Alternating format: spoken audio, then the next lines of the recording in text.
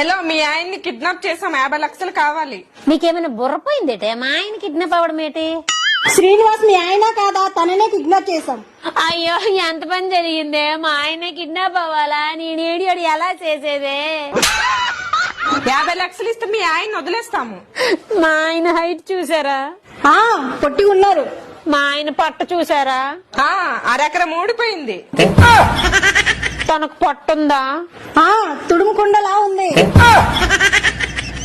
మరి ఆ పర్సనాలిటీకి ఎవరైనా 50 లక్షలు ఇస్తారా?